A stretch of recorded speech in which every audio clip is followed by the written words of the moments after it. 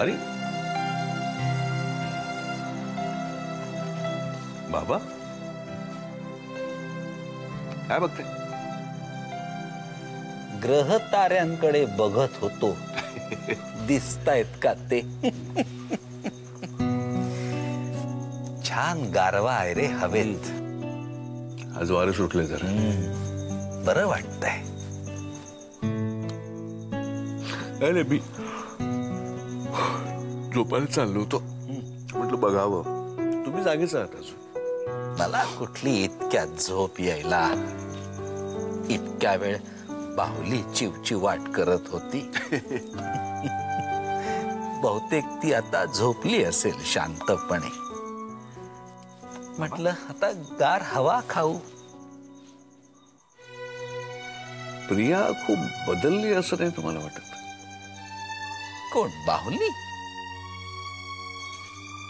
हा, बदल झालाय खरा, पण तो चांगला बदल आहे. हो नाही, बदल चांगलाच आहे. In fact me I am really very happy. तिच्या चालण्या बोलण्या वागण्यामध्ये एक धीटपणा आलाय, असं तडफदारपणा आलाय एकदम. म्हणूनच कधी कधी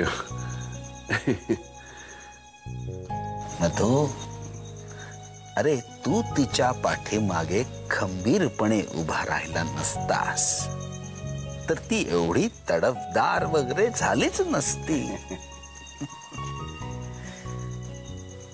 एक शंका आहे बाबा, विचारू? विचार. नाही म्हणजे तिच्या लग्नाची मला पर्सनली घाई वगैरे असं काही नाहीये. इनफॅक्ट तिने लग्नाचा विषय काढेपर्यंत तिच्याकडे हा विषय काढायचा नाही असं मी आणि वसुधाने ऑलरेडी ठरवलेलं आहे. चांगली गोष्ट आहे. तिच्या पत्रिकेत लग्न योग आहे की नाही याची उत्सुकता मलाही होती, म्हणून तपासली आहे हो तिची पत्रिका. अच्छा, काय साधारण चान्सेस काय? स्वतःच्या मनात ठरवलेल्या गोष्टी मार्गी लागल्याशिवाय लग्न बंधनात स्वतःला अडकवून घ्यायची इच्छा नाहीये तिची, आणि हे तिच्या पत्रिकेतल्या ग्रहांना देखील मंजूर आहे. अच्छा, म्हणजे काय? आलं आलं माझ्या लक्षात. अरे तिच्या लग्नस्थानात राहू आणि केतू असल्यामुळे तिचं लग्न थोडं उशिरा होणार आहे. हो का?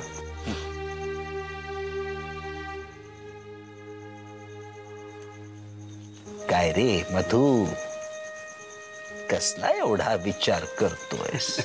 विचार नाही. सर्वसाधारणपणे ज्या मुलींची लग्न उशिरा होतात त्यांचे बाप काय विचार करत असतील तोच विचार तू करतोयस. आपल्या मुलीचं लग्न उशिरा होणार, तिला योग्य स्थळ मिळेल की नाही वगैरे वगैरे. बरोबर आहे ना? खरं सांगू, तुम्ही म्हणताय ते बरोबर आहे. नको चिंता करूस.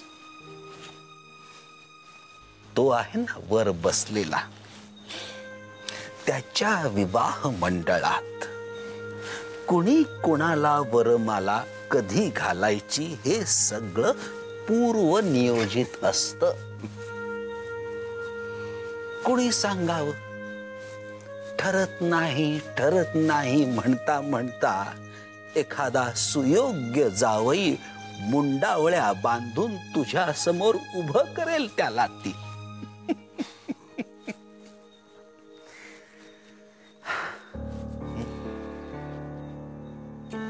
तुम्ही म्हणता ते पटतंय मला. तिचा लग्नाचा योग उशिरा हेही मान्य आहे मला, पण म्हणजे अचानक ती अशी डोळ्यासमोर आली, अशी मुंडवळ्या वगैरे बांधल्या.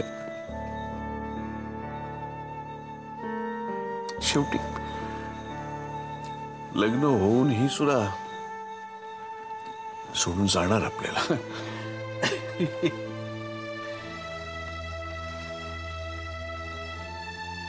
हळवायस रे, हळवायस मधू. नाही अजून.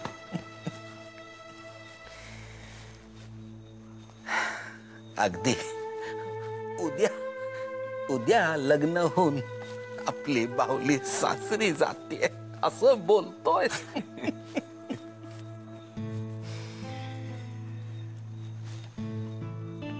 शोधूया का तिच्यासाठी एखादा घर जावई? तुम्ही सुद्धा ना बाबा चेष्टा करता माझी.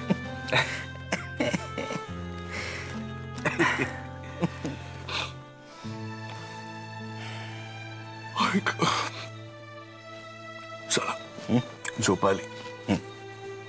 उद्या सकाळी लवकर उठायचं मला. आणि तुम्ही सुद्धा जागरण करत बसू नका झोपात. बघतो जरा ग्रह तारे दिसतायत का ते. हे असं आकाशाकडे बघत उभं राहिलं ना की मन शांत होतं बघ. जा तू जाऊन झोप आणि शांत झोप. बाबा मी नेहमी शांत झोपतो. हो का? पण चेहऱ्यावरची अस्वस्थता जात नाही. हा, जा, जा. श्रीराम श्रीराम.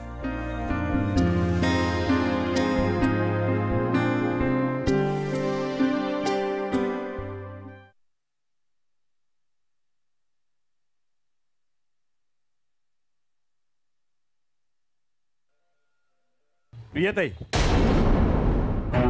प्रियताई, नमस्कार ताई.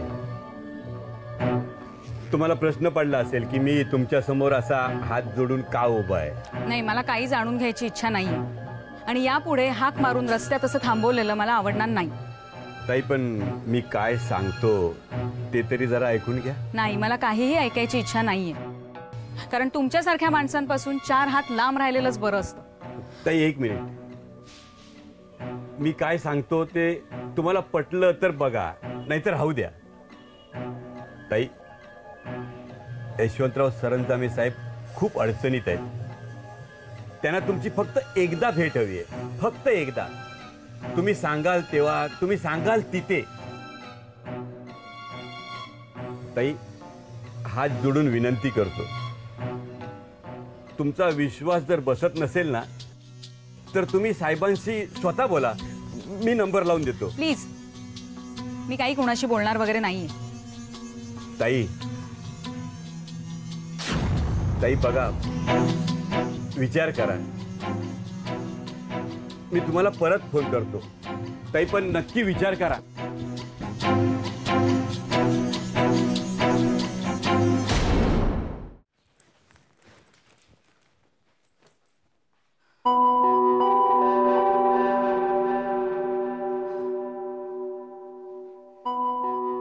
यशवंतराव सरंजामे साहेब खूप अडचणीत आहेत. त्यांना तुमची फक्त एकदा भेट हवी आहे, फक्त एकदा. ताई, हात जोडून विनंती करतो.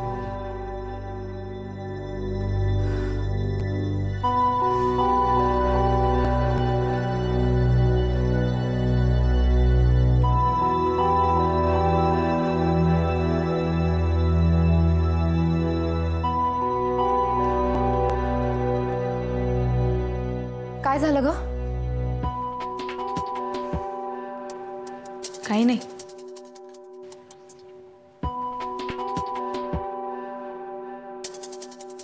काय झालंय प्रिया?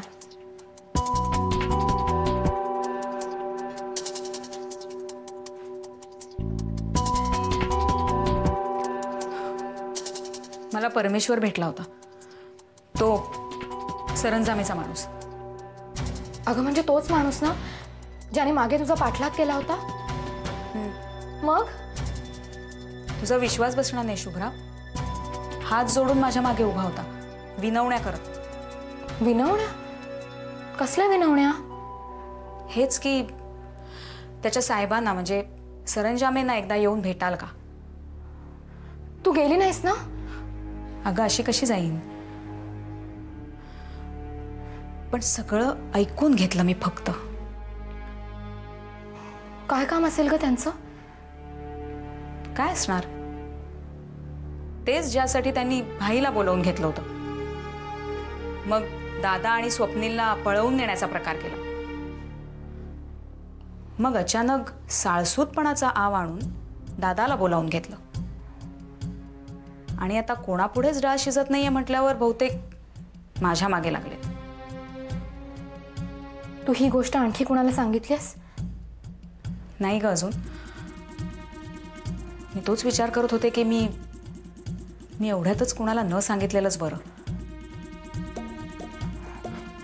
असं नको करूस प्रिया. हे बघ, तू जर का ही गोष्ट घरातल्यांपासून लपवलीस आणि तुझ्या उत्तराची वाट पाहून तो पुन्हा तसाच वागला जसा आधी वागला होता, तर सगळ्यात आधी तुला धोका आहे. त्यामुळे प्लीज सगळं घरातल्यांना सांगून टाक. मला पटतंय का तुझं, पण शुभ्रा जरा विचार कर ना. अगदी सावधपणे हँडल केली ना तर ही ऑफर तितकी रिस्की नाहीये.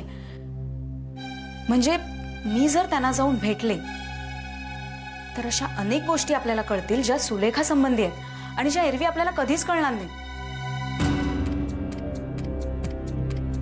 असंही असू शकतं प्रिया.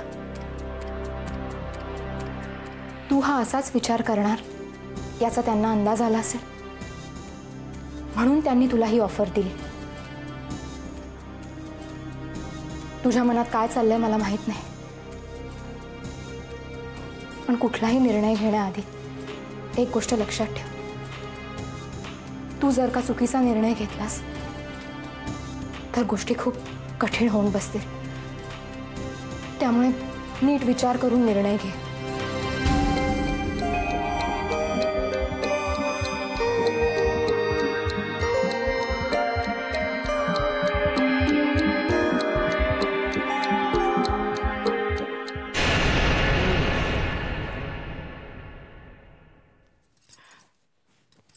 का हो बोलवलं? तर बोलवल्याशिवाय तू येतच नाहीस. अहो काहीतरी काय. हां, काय काम होतं सांगा. काम असेल तरच बोलवायचं का? हे बघा, मला अजून विरजण लावायचे. तुमच्या नादात विसरले ना तर उद्या तुम्ही. पानावरती दही नसेल एवढंच ना, एक दिवस चालतं. हो का? एवढा समंजसपणा उद्या ताटावर बसलात म्हणजे दाखवा. अरे च्छा, म्हणजे मी समंजसपणा दाखवतच नाही असं बोलतीस तू? उलट तू चालली जरा चिडचिडी झालीस, सारखी भांडत असतीस. कोण म्हणलं असं? वंशच म्हणाले ना? अरे मी सहज बोललो. असं का? मुद्दाम बोलावून विषय काढलात आणि सहज बोललो म्हणून म्हणताय? मग भांडतीयस तू माझ्याशी. हे बघा, भांडण झालं एवढं वंशनी सांगितलं. का झालं ते सांगितलं का? तू सांग ना. खरं म्हणजे यातलं काही तुमच्या कानावर मी घालणारच नव्हते, उगीच तुम्हाला त्रास नको म्हणून. पण त्यांनी मात्र अगदी तत्परतेने येऊन तुम्हाला सांगितलं. म्हणजे बघा काय ते. पण नक्की काय झालं ते सांग ना, म्हणजे नेक्स्ट टाइम कुसुमशी बोलताना बरं पडेल ना. काही नाही हो, इतके दिवस शुभ्राच्या मागे लागल्या होत्या, आता प्रियाच्या मागे लागल्या. जरा प्रिया घराबाहेर गेली ना की ह्यांचं माझ्या मागे टुमणं सुरू होतं. तिच्याकडे लक्ष दे, तिला सुधार, तिला आवर, तिच्या लग्नाचं बघ, तिला हे सांग, तिला ते सांग. कुसुमला प्रियाची इतकी काळजी आहे? काळजी कुठली हो, कांगावा नुसता. आणि प्रिया माझी, वंशही माझ्याच. पण या बाबतीत एकदम दोघींची बाजू तर नाही ना घेऊ शकत मी. आणि मी प्रियाचीच बाजू घेणार, आई आहे मी तिची. मग कुणी त्याला भांडण म्हटलं तरी चालेल आणि कुणी मला भांडखोर म्हटलं तरी चालेल. अगं पण तुला कोण म्हणतंय भांडखोर? दुसरं कोणी काही म्हणालं तरी चालेल, पण तुम्ही गमतीनं सुद्धा असं कधी म्हणू नका. बर, नाही म्हणणार. दुसऱ्यांना म्हणू दे.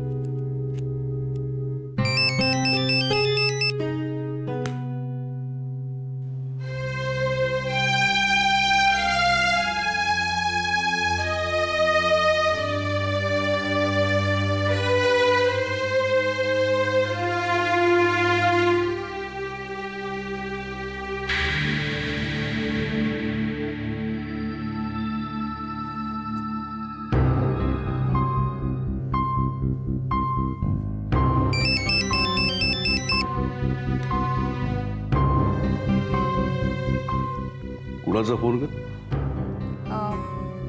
नाही माहित नाही, अननोन नंबर असेल कोणाचा तरी. अगं बघायचं ना कुणाचा फोन येते. नको, उगाच तुम्ही काम करताय ना. आणि बघू, म्हणजे नंतर आला परत तर मी बोलीन, मग बघूया.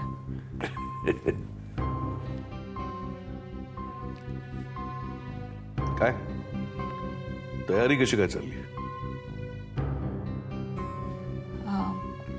ऍक्च्युली मला त्यासंबंधीच बोलायचं होतं. अगं बोल की मग. अशी अवघडून का बसलीस? नाही, उलट बाबा तुम्ही मला सपोर्ट केलं आणि मला खरंच खूप बरं वाटलं. आणि आता मी माझ्या मदतीला आणखीन एका व्यक्तीला बरोबर घेतलंय. स्वप्नील बरोबर. थोडक्यात तुम्हा दोघांचं जे काही चाललंय ते आता अतिशय वेल प्लॅन्ड पद्धतीने योग्य दिशेने चाललं आहे. M I right?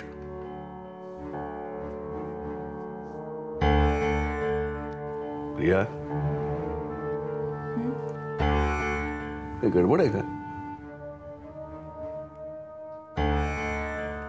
अगं बोल ना, बोलल्याशिवाय मला कसं कळणार?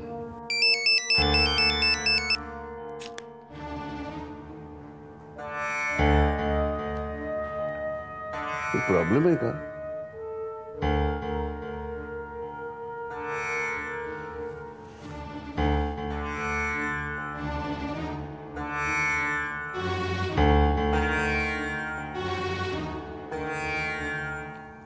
बाबा मला परमेश्वरचा फोन आला होता.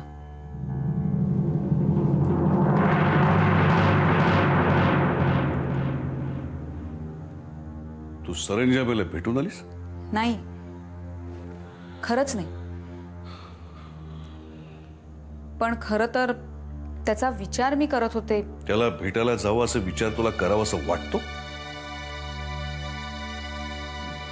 मला एक गोष्ट कळत नाही, त्या सरंजामेकडे असं कुठलं मधाचं पोळ आहे की त्याने फोन केला की माणसं सगळी बुद्धी बाजूला ठेवून त्याला भेटायला धावतात. बाबा तुम्हाला विचारल्याशिवाय किंवा तुमची परवानगी घेतल्याशिवाय मी एकही पाऊल टाकणार नाहीये. पण ॲज अ सेकंड थॉट, माझ्या त्यांच्याकडे जाण्याने किंवा न जाण्याने काय तोटे किंवा फायदे होऊ शकतील? त्याला भेटायला जाण्यामध्ये फायदा आहे. बाबा बाबा कदाचित आपल्याला त्यांच्या गोटातली माहिती मिळू शकेल किंवा किंवा अशा काही गोष्टी ज्या फक्त त्यांना माहिती आहेत. बाबा कदाचित आपल्याला अभिमानचा पत्ता मिळू शकेल. कदाचित आपल्याला हेही कळेल की सुलेखाने त्यांना आपल्याविषयी काय सांगितलंय. आणि कदाचित किंवा कदाचित याच्यापैकी काहीही नसेल. म्हणजे प्रिया, दोन व्यक्तींमध्ये जेव्हा देवाणघेवाण होते ना, ती समसमान असेल तर त्याला सौदा म्हणतात, एरवी नाही. एरवी जे काही असतं त्याला एकतर्फी मागणी असं म्हणतात. आणि सरंजामे तुझ्याकडे नेमकं हेच करेल.